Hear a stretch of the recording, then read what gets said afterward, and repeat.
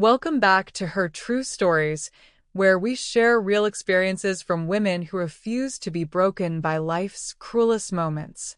I'm your host, and today's story comes from Bridget, a 60-year-old woman who learned that sometimes the most dignified response to humiliation is calculated justice. Before we dive into Bridget's incredible journey of revenge and redemption, I want you to know something important. If you're watching this channel, you're part of a community of women who understand that our stories matter, our experiences have value, and our voices deserve to be heard. Hit that subscribe button and ring the notification bell, because every week we bring you stories that will inspire, empower, and remind you that you are never too old, never too broken, and never too defeated to reclaim your power. Now, let's begin Bridget's story, and I promise you, this is one you'll never forget. My name is Bridget Mark, and at 60 years old, I thought I'd seen every form of cruelty life could offer. I was wrong. The morning of my son Daniel's wedding dawned crisp and golden, the kind of October day that makes you believe in new beginnings. I'd spent 3 hours getting ready, my silver hair swept into an elegant chignon, my grandmother's pearl necklace catching the light, and my navy Chanel suit pressed to perfection. At 60, I'd learned that true class whispers rather than shouts. As my driver pulled up to the Grandview estate, my heart swelled with pride. The venue was magnificent, rolling gardens, marble fountains, and sprawling terraces that overlooked the valley. I'd chosen it myself, after all. Every detail, from the white roses to the crystal chandeliers, had been carefully selected and paid for with my late husband's oil fortune. $300,000. That's what I'd invested in my son's happiness, in what I believed would be the perfect start to his marriage with Victoria Ashworth. But as I approached the grand entrance, my steps faltered. There, mounted on an elegant easel beside the guest check-in table, was a framed photograph. My photograph. A professional headshot for my charity work, the same one that had graced society pages for years. Below it, in flowing calligraphy on expensive cardstock, were the words that would change everything. Not our class. No entry. The world seemed to tilt on its axis. Guests were streaming past, some pointing and whispering, others averting their eyes in embarrassment. The wedding coordinator, a young woman I'd worked with for months, couldn't meet my gaze. "Mrs. Mark," she whispered urgently, "there's been a situation." Miss Victoria insisted. "Where is she?" My voice remained steady, though my hands trembled slightly against my pearl clutch. Victoria appeared as if summoned, resplendent in her designer gown that cost more than most people's cars. Her blonde hair was perfectly coiffed, her makeup flawless, and her smile was the kind that could cut glass. "Bridget," she said, not bothering with the respectful Mrs. Mark she'd used during our wedding planning sessions. "I'm so sorry, but this is a private affair. Family and close friends only." "I am family," I said quietly. "I'm Daniel's mother." Her laugh was like ice crystals falling. "Oh, darling, you're his birth mother, yes. But this celebration is for our kind of people. Surely you understand. It's nothing personal. We just want to maintain a certain standard." Around us, the murmurs grew louder. I could see familiar faces, society matrons who'd attended my dinner parties, business associates who'd courted my investments, charity board members who'd praised my contributions. All of them watching as I was publicly humiliated by a woman whose father's fortune was barely a decade old. "I paid for this wedding," I said, my voice barely above a whisper. Victoria's eyes glittered with malice. "And we're so grateful for your contribution. Think of it as a gift to your betters." The words hit me like physical blows. In all my years, through my husband's death, through business betrayals, through society's occasional snubs, no one had ever dared to treat me with such naked contempt. I stood there for a long moment, feeling the weight of every stare, every whispered comment. My son was nowhere to be seen, probably getting ready for the ceremony inside the mansion I'd paid to rent. The ceremony he believed was happening because his bride's family loved him. Then I did something that surprised everyone, including myself. I smiled. "You're absolutely right, Victoria," I said, my voice carrying the calm authority I'd learned from decades of boardroom meetings. "I'm not your class at all." I turned on my Louboutin heel and walked back to my car, my spine straight, my head high. Behind me, I could hear the confusion in Victoria's voice as she called after me, probably expecting tears or pleading. She didn't get either. My driver, Thomas, had been with my family for 20 years. He took one look at my face in the rearview mirror and raised the partition, giving me privacy. But I didn't cry. I didn't rage. Instead, I pulled out my phone and made a call. "Harold," I said when my attorney answered. "It's time for Operation Marionette." There was a pause. Harold had been my legal counsel for 30 years, had helped my husband build his empire, and had executed the intricate web of investments and holdings that made up my fortune. He knew exactly what those two words meant. "Are you certain, Bridget? Once we begin." "I'm certain." I watched the mansion grow smaller in the rear window. "And Harold? Make it hurt." Before we continue with Bridget's story, I want to share something important with you. If you've ever been told you're too old to start over, let me tell you, that's a lie. Your story isn't over, and you still have chapters left to write. Our best-selling book, Reclaiming Your Peace After Pain, is filled with simple, powerful steps to help you heal, rebuild, and fall in love with life again. Click the link in the description box and start your new beginning today. And if this story is resonating with you, please hit that like button and subscribe to our channel. Your support helps us bring you more real stories from women who refuse to be broken by life's cruelest moments. The drive back to my penthouse felt like traveling through a different universe. An hour ago, I'd been a proud mother heading to her son's wedding. Now I was something else entirely, something Victoria Ashworth had awakened with her cruelty. Harold was waiting for me in my study, surrounded by files that most people would never see. My late husband hadn't just built an oil empire. He taught me to build a financial web so complex that even I sometimes forgot how far it reached.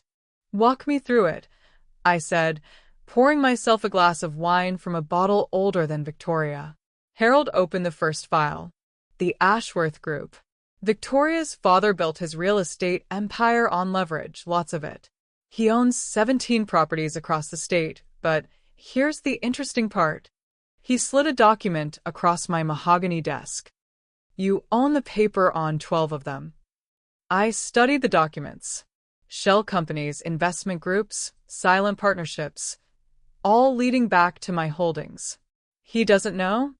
Richard Ashworth thinks he's dealing with private equity firms and foreign investors.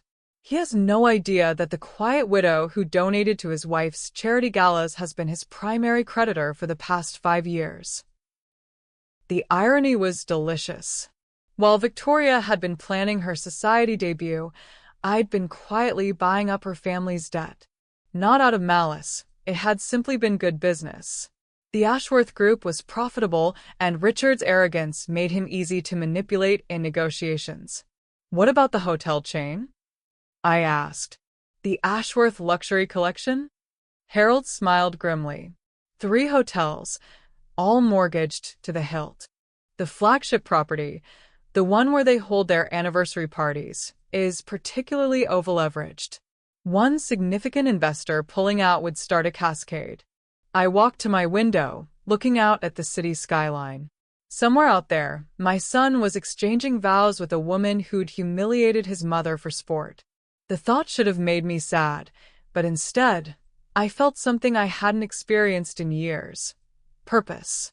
"The timeline?" I asked. "We can begin immediately. The wedding will still be in progress when the first dominoes start falling." I thought about Victoria's face, so beautiful and confident as she'd barred me from my own son's wedding. Begin. Harold made his first call while I watched from my window. Below, the city pulsed with life, unaware that in boardrooms and bank offices, a financial earthquake was about to begin. Within 30 minutes, 3 major investors had simultaneously withdrawn from Ashworth Group projects. The hotel chain's primary lender had called in a routine audit, and Richard Ashworth's largest commercial loan had been flagged for immediate review. Phase 2, Harold said, hanging up his phone. I nodded. Let's see how much class money can buy. While Victoria was saying her vows, using words like devotion and family, the first cracks were appearing in her perfect world. I changed into comfortable clothes and settled in my library with a cup of tea and my laptop. Social media had made revenge so much more satisfying. You could watch it unfold in real time. The wedding hashtag Victoria and Daniel Forever was trending, filled with photos of crystal champagne flutes and designer gowns. The comments were effusive. So elegant. True class. The wedding of the season. Then Harold called. The catering company just received notice that their payment was declined. Insufficient funds in the Ashworth account. I scrolled through the wedding photos, watching guests raising champagne flutes and toasts. How long before they stop service? Contract stipulates immediate cessation if payment issues arise. Perfect. I'd specifically chosen vendors with strict payment terms. When you're paying for a wedding, you want guarantees. 20 minutes later, the hashtag began telling a different story. The photos shifted from elegant celebration to confused chaos. Waiters had stopped serving dinner. The bartender was packing up his station. In one particularly satisfying image, I could see Victoria in her $1,000 gown, gesturing frantically at a man in a catering uniform who was clearly explaining that the party was over. But that was just the appetizer.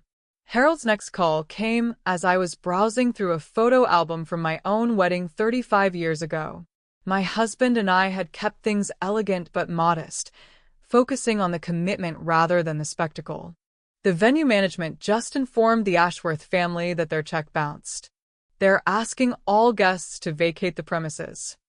I closed the photo album. And the photographer? Pack payment also bounced. He's demanding cash before releasing any images. My phone buzzed with a text from an old friend. Bridget, darling, what's happening at Daniel's wedding? Social media is going mad. I typed back. I'm afraid I wasn't invited. Wrong class, apparently. The response came immediately. What do you mean you weren't invited? You're his mother. I smiled and poured myself more wine. By tomorrow, all of high society would know exactly how Victoria Ashworth treated family. By 8 p.m., the wedding reception had become a social media disaster. Videos showed confused guests standing in the estate's circular driveway, still in their formal wear, trying to call Ubers and taxis. The bride, still in her designer gown, was on her phone, speaking in increasingly shrill tones to someone who was clearly not giving her the answers she wanted. I was watching it all unfold from my study when my house phone rang. The caller ID showed a number I recognized but hadn't expected to see so soon. Mrs. Mark. The voice was Richard Ashworth himself, Victoria's father. This is Richard Ashworth. I believe there's been some mistake with our accounts. I'm sorry, Mr. Ashworth, but I'm not sure why you're calling me. There was a pause. Well, the bank said that several of our creditors were requesting immediate payment, and when we traced the holding companies, well, some of them seemed to connect to your late husband's estate. How interesting, I said, genuinely enjoying the confusion in his voice. Thomas built such a complex portfolio. I'm afraid I don't involve myself in the day-to-day management of his investments. Which was technically true. I'd hired Harold to handle the day-to-day management. I just made the strategic decisions. Mrs. Mark, there seems to be some urgency to these requests. Perhaps we could meet tomorrow to discuss. I'm afraid tomorrow won't work for me. I'm attending my son's wedding reception. I let the words hang in the air. Oh, wait, that's right. I wasn't invited. Something about not being the right class. The silence stretched so long I wondered if the line had gone dead. Mrs. Mark, Richard's voice was different now, smaller. If there's been some misunderstanding. No misunderstanding at all. Your daughter made her position quite clear. Now, if you'll excuse me, I have some business to attend to. I hung up and immediately called Harold. Phase 3, I said. The media component? Everything we discussed. Within an hour, local news outlets had received anonymous tips about irregularities in Ashworth Group's financial reporting. Nothing false, nothing slanderous, just legitimate questions about debt-to-equity ratios and accounting practices that would require very public explanations. By 10 p.m., the business news websites were running stories with headlines like "Local Real Estate Empire Under Financial Scrutiny" and "Ashworth Group Faces Investor Confidence Crisis." I was reading the articles when my doorbell rang. Thomas answered and returned with a concerned expression. "Ma'am, there's a young woman here. She says she's your daughter-in-law. She's quite upset." Victoria stood in my foyer still wearing her wedding dress, but it was wrinkled now, stained with tears and desperation. Her perfect makeup had run, leaving dark streaks down her cheeks. The transformation from morning to evening was remarkable. "Bridget, please," she said, not bothering with the dismissive tone she'd used earlier. "You have to stop this. Whatever you're doing, please stop." I studied her for a long moment, this beautiful young woman who thought she could humiliate me without consequences. "I'm not doing anything, Victoria. I'm simply sitting in my home, reading the news." "Don't lie to me." The desperation in her voice was raw. "The wedding is ruined. My father is getting calls from reporters. Our accounts are frozen. This started the moment you left the wedding." I moved to my bar cart and poured myself a brandy. "Would you like a drink? You look like you've had a difficult day. I want you to fix this." "Fix what?" I took a sip of brandy, savoring its warmth. "From what I understand, your family is experiencing some financial difficulties. That's unfortunate, but hardly my concern." Victoria's face crumpled. Please. I know I shouldn't have. The sign was a mistake." "Oh, the sign." I nodded thoughtfully. "Yes, that was quite something. Not our class, no entry. Such creative wording. Did you come up with that yourself?" "It was a joke. A stupid joke." Ah. I set down my brandy glass. "You see, that's where we differ, Victoria. I don't find humiliation particularly funny." She dropped to her knees on my marble floor, her wedding dress pooling around her like spilled cream. "I'll apologize. Publicly. I'll tell everyone I was wrong." For a moment, I almost felt sorry for her. She was so young, so used to getting her way with tears and pleading. But then I remembered standing at that door, seeing my photograph displayed like a wanted poster, feeling the eyes of my peers as they watched my humiliation. "You know what, Victoria? You're right about one thing. We're not the same class at all." I walked past her toward the staircase, pausing at the bottom step. "You see, I have class. And you? Well, you're about to learn what it's like to have none at all." The next morning brought news that exceeded even my expectations. Richard Ashworth had been arrested at 6 a.m. on charges of financial fraud and tax evasion. Not because of anything I'd done, but because when you pull on one thread of a poorly constructed empire, the whole thing unravels. Harold called me while I was having breakfast on my terrace, watching the sunrise paint the city in shades of gold. "The FBI had been investigating Ashworth Group for months," he explained. "Our pulling the financial support simply accelerated their timeline. Richard was using new investor money to pay off old debts, shuffling funds between accounts to hide losses." A Ponzi scheme. Exactly. When we called in our loans, he didn't have the liquidity to cover them. that forced him to make some very desperate moves very quickly. The authorities were watching. I buttered a piece of toast, considering this development. And Victoria? Not charged, but she's been frozen out of the family accounts pending the investigation. She spent the night in a hotel. Apparently, she and Daniel had quite the argument. My son. In all of this, I'd barely allowed myself to think about Daniel. He'd chosen this woman, after all. He'd allowed her to humiliate his mother without a word of protest. Has he tried to contact me? Not yet. I wasn't surprised. Daniel had always been weak when it came to confrontation. Even as a child, he'd prefer to hide in his room rather than face uncomfortable situations. The morning news was covering Richard's arrest with the kind of breathless excitement that media reserves for fallen titans. The footage showed him being led away in handcuffs, his wife sobbing beside their mansion as reporters shouted questions. But it was the afternoon news that truly satisfied me. The foreclosure notices had been filed.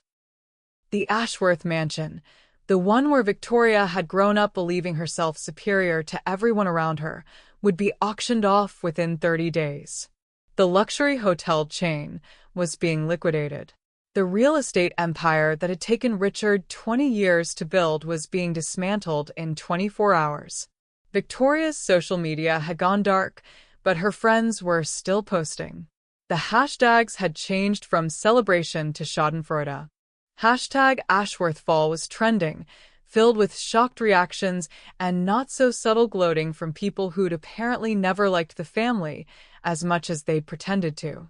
I was reading through the comments when my phone rang. Daniel's name appeared on the screen. I let it ring. Daniel appeared at my door that evening, looking haggard and confused. His wedding tuxedo had been replaced with jeans and a wrinkled shirt, and his eyes held the kind of shock that comes from watching your world collapse in real time. "Mother," he said when Thomas showed him into my study, "we need to talk." I looked up from the book I was reading, a biography of Catherine the Great, actually quite appropriate given my recent activities. "Hello, Daniel. How was your honeymoon?" He had the grace to look ashamed. There was no honeymoon. Everything fell apart. I heard about your father-in-law's legal troubles. How unfortunate. Daniel moved closer, studying my face with the kind of intensity he'd shown as a child when he was trying to determine if I knew about his misbehavior. "Mother, did you know about about what she did at the wedding?" "You mean barring me from entering?" "Yes, I was aware." His face crumpled. "I didn't know. I swear to you, I had no idea she was going to do that. I was getting ready, and I thought you were just running late. When I found out," he ran his hands through his hair. "I was so angry. We had a huge fight." "I see. Is that why you left?" Without saying goodbye, without explaining. I closed my book and really looked at my son. At 32, he still had the soft features that had made him such a beautiful child. But there was something weak around his eyes, something that reminded me uncomfortably of my late husband's younger brother, a man who'd lived off family money his entire life without ever creating anything of his own. "Daniel, let me ask you something. When you discovered that your new wife had publicly humiliated your mother, what did you do?" "I confronted her. I told her it was unacceptable. And then," he looked confused. "What do you mean? Did you make her apologize publicly? Did you insist she contact me immediately? Did you leave the wedding until the situation was resolved?" His silence was answer enough. "You see, son, Victoria was right about one thing. We're not the same class. When someone attacks my family, I don't just express disapproval. I act." "What are you saying?" I stood up and walked to my window, looking out at the city lights. "I'm saying that you chose to marry a woman who treated your mother like trash, and when you found out about it, you chose to continue with the party I'd paid for rather than defend my honor. That's not. I mean, the wedding was already happening." Yes. "The wedding I paid $300,000 for." Daniel's face went white. "The money? Mother, did you somehow?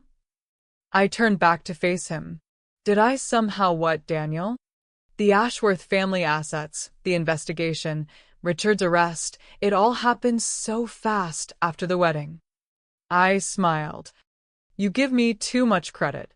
I'm just a 60-year-old widow who was told she wasn't classy enough to attend her own son's wedding. But Daniel wasn't stupid, just weak.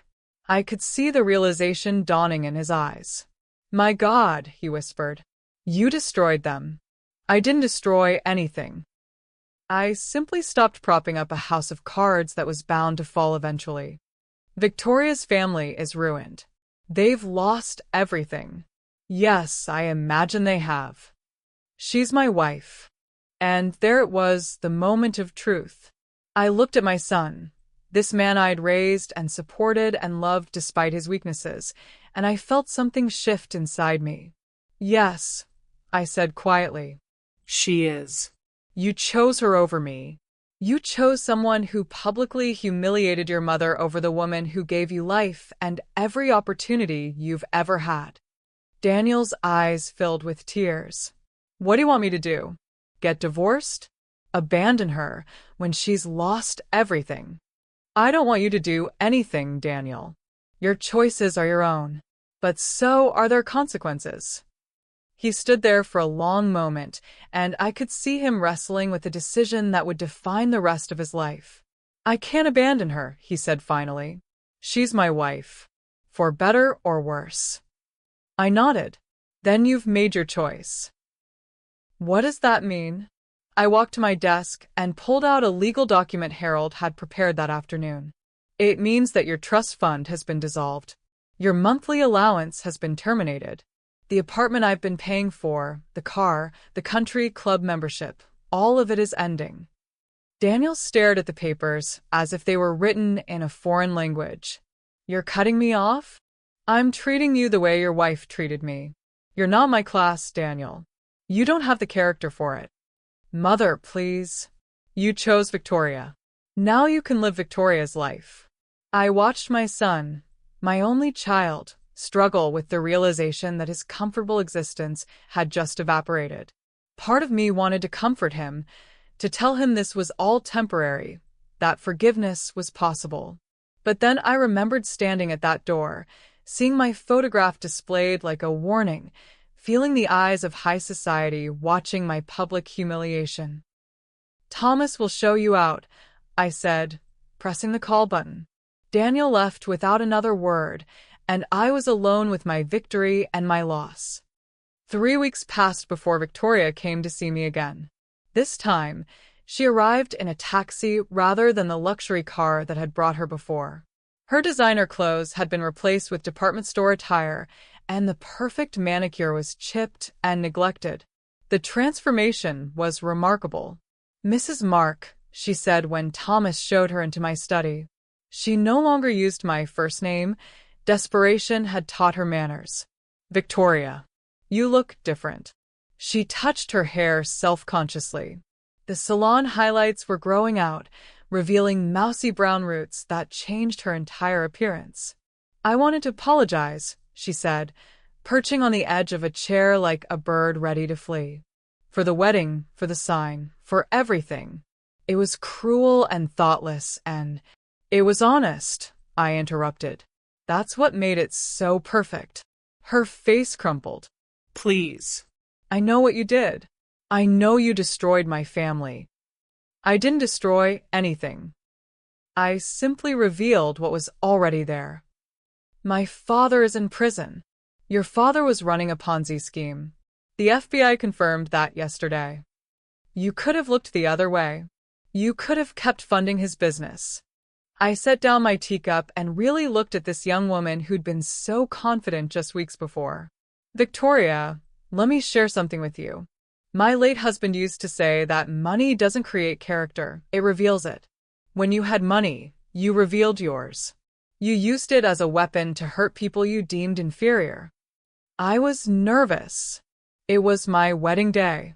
No, I said firmly. You were revealing who you really are. Someone who believes that wealth makes you better than other people. Someone who thinks cruelty is acceptable if you have enough money to get away with it.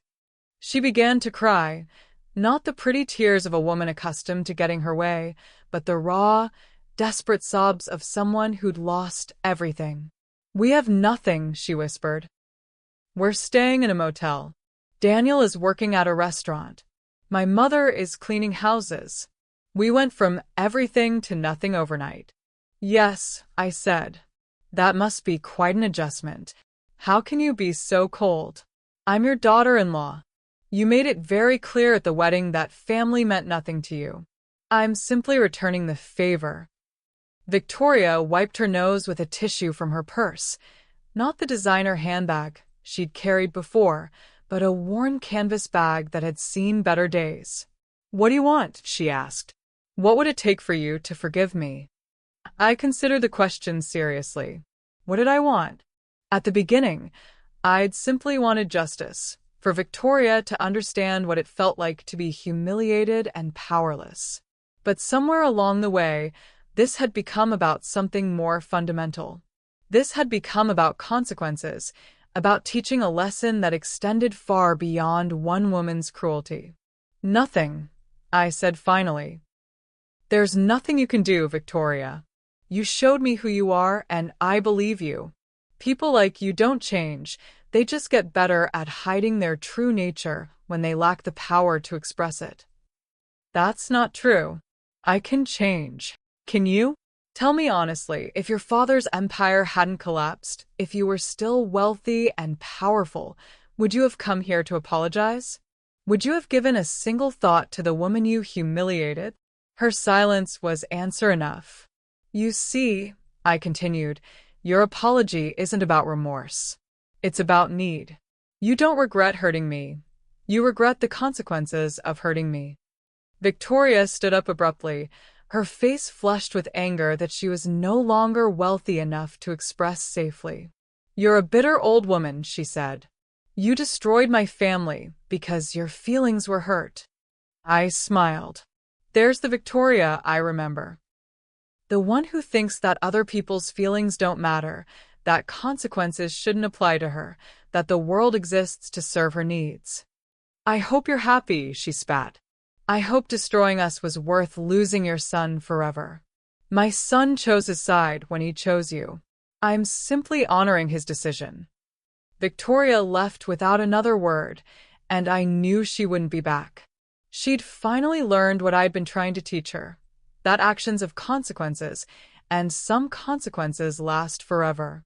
6 months after the wedding that never was, I was invited to the Caldwell Foundation's annual gala, the most exclusive charity event in the state. The invitation was significant. It meant that society had chosen its side in the war between the Mark and Ashworth families. I wore emerald green silk and my grandmother's diamond necklace. At 60, I'd learned that true power was best displayed with subtlety. The ballroom was filled with familiar faces. People who'd witnessed my humiliation at the wedding, who'd whispered about the dramatic fall of the Ashworth Empire, who'd watched the scandal unfold with the fascination that high society reserves for spectacular downfalls. Patricia Caldwell, the Foundation's president and social gatekeeper of the First Order, approached me within minutes of my arrival. "Bridget, darling," she said, air-kissing my cheeks. "You look absolutely radiant." "Thank you, Patricia. Lovely event, as always. I wanted to personally apologize for that dreadful business at your son's wedding. Such tackiness. Really, the nerve of that girl." I smiled serenely. Water under the bridge. But Patricia wasn't finished. "Of course, we all heard about poor Richard's legal troubles. And that wife of his, apparently she's working as a seamstress now. Can you imagine?" I could imagine, actually. I'd made it my business to know exactly how far the Ashworth family had fallen. Richard was serving a 7-year sentence for financial fraud. His wife Helen had indeed taken a job at a local alterations shop, ironic, considering she'd once employed a team of seamstresses to maintain her wardrobe. Their mansion had sold at auction for a fraction of its former value. And Victoria? Victoria was learning what it meant to live without the safety net of family money. It's unfortunate, I said to Patricia, but not entirely surprising. Thomas always said that flashy wealth usually covers up fundamental weaknesses. So true. Your late husband was such a wise man. The evening proceeded exactly as I'd expected. I was no longer the woman who'd been barred from her son's wedding. I was the dignified widow who'd survived a public humiliation with grace. The narrative had shifted, as I'd known it would.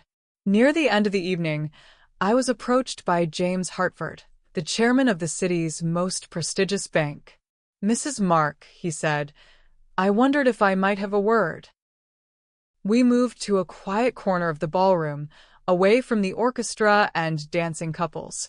"I wanted to thank you," he said quietly. "Thank me?" "For bringing the Ashworth situation to light. We'd been concerned about Richard's practices for some time, but he was, well, connected. Your actions gave us the opening we needed to investigate properly." I sipped my champagne. "I'm not sure what you mean, James." He smiled knowingly. "Of course not.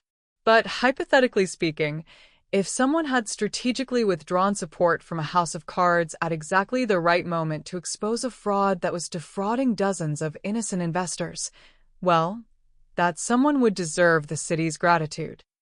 Hypothetically speaking, such a person might consider the satisfaction of justice reward enough." "Indeed. Although I should mention that we're looking for new board members at the bank. Someone with your strategic thinking would be invaluable." I accepted the offer, naturally. By the time I left the gala that evening, I'd also been invited to join 2 other boards and chair a committee for the city's cultural development. Victoria had been wrong about one thing. I was their class. I was just better at it than she'd ever dreamed of being. 1 year after the wedding, I received an unexpected visitor. Daniel stood on my doorstep looking older than his 33 years, wearing a uniform from the restaurant where he'd been working as a line cook. "Hello, Mother," he said. "Daniel." I stepped aside to let him enter. "You look tired." "I am tired." He followed me into the sitting room, looking around at the elegant surroundings he'd once taken for granted. "I wanted to see you. And, Victoria? How is your wife?" His face tightened. "We're struggling. She's pregnant." The news hit me unexpectedly. A grandchild. A part of me I'd thought was dead stirred with interest. "Congratulations," I said carefully. "She's working at a call center. We're barely making rent on a studio apartment." He looked up at me, and I saw something I'd never seen in his eyes before: genuine humility. I wanted to ask if there was any way, any possibility of reconciliation. I studied my son's face. The soft weakness was still there, but it was tempered now by something harder. Real struggle had begun to build real character. "What does Victoria think about this visit?" Daniel looked away. "She doesn't know I'm here. She'd be furious if she found out." "Why?" "Because she blames you for everything. The bankruptcy, the arrest, the poverty. She says it's all your fault." "And what do you say?" He was quiet for a long time. "I say that you defended yourself the only way you could. And I say that I failed you when you needed me most." The admission hung in the air between us. I felt something crack in the wall I'd built around my heart. "Daniel." "I'm not asking for money," he said quickly.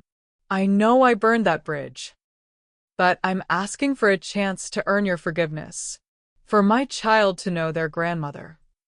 I looked at my son, really looked at him, and saw past the weakness to something else. Growth, perhaps. The beginning of wisdom. What would Victoria say if she knew you were here? She'd say I was betraying her. She'd say that we should face you as united front, demanding what we deserve as family. But you came alone. Because I finally understand something. Victoria hasn't learned anything from this. She still believes she's the victim, that the world owes her something. But I've learned that actions have consequences, and I chose her over you when it mattered most. I felt tears prick my eyes for the first time in months. And now I know what real love looks like. It's not enabling someone's worst impulses. It's holding them accountable. You held me accountable, Mother. It nearly destroyed me, but it also saved me. We sat in silence for a moment. Outside, the sun was setting, painting my sitting room in shades of gold and amber. The baby, I said finally. When is it due? 3 months. His face softened. It's a girl. A granddaughter. The thought filled me with an emotion I hadn't expected. Hope. Daniel, I want you to understand something. What happened between Victoria and me can never be undone. I will never forgive her, and I will never trust her. If you're hoping for some heartwarming reconciliation where we all become one big happy family, it's not going to happen. His face fell slightly, but he nodded. I understand. However, I continued, you are my son, and that baby will be my granddaughter. If you truly want to rebuild our relationship, it has to be separate from your wife. Can you accept that? What does that mean exactly? I considered my words carefully.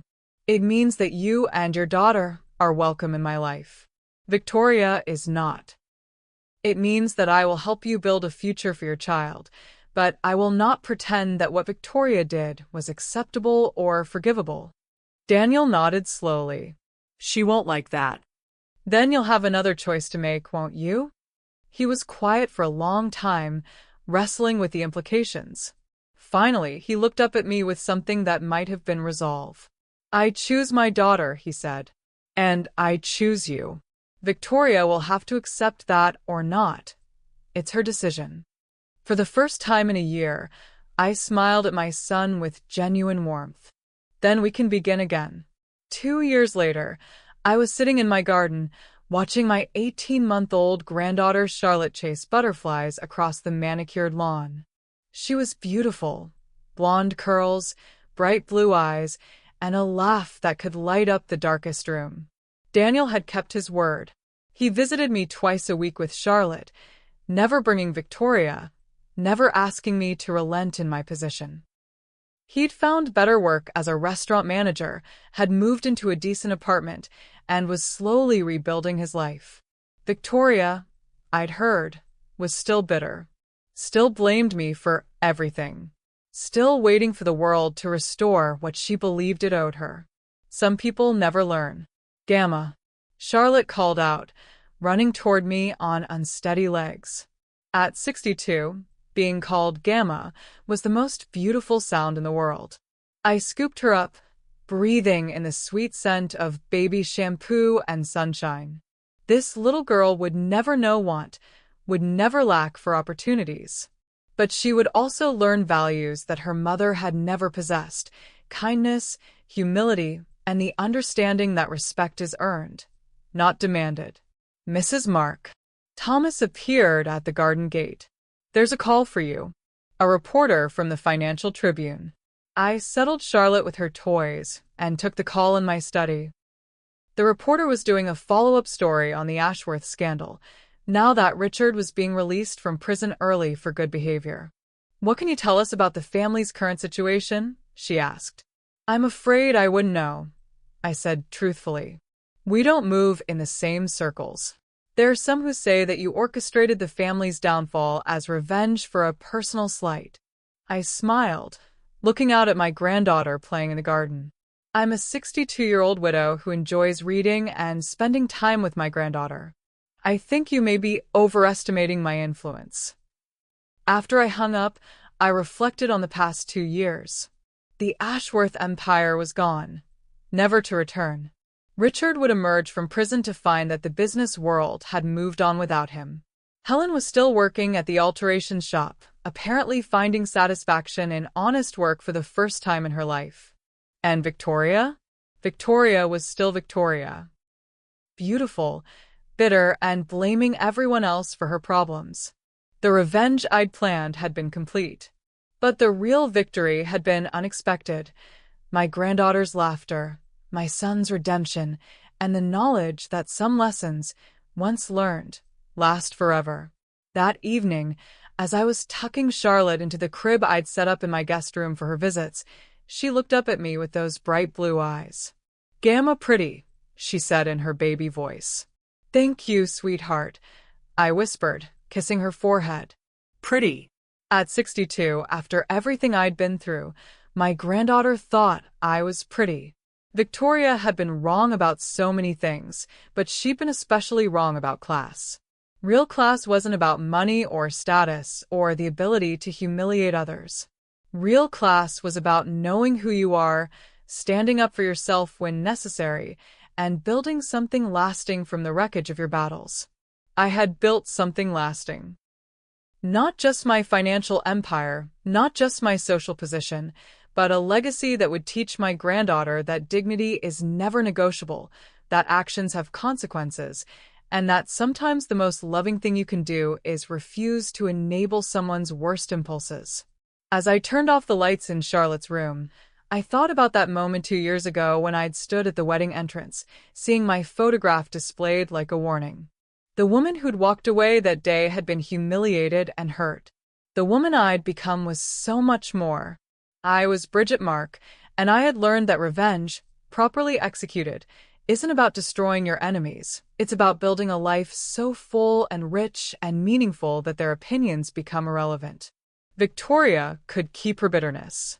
I had my granddaughter's laughter, my son's respect, and the satisfaction of knowing that I'd never have to see that cruel smile again. At 62, I was just getting started. If Bridget's story moved you, remember that it's never too late to reclaim your power and rewrite your story.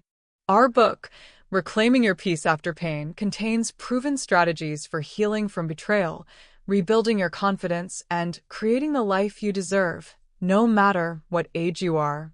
These aren't just empty promises. They're practical steps that have helped thousands of women transform their pain into power. Click the link in the description to get your copy today, and remember, your story isn't over. The best chapters might be yet to come.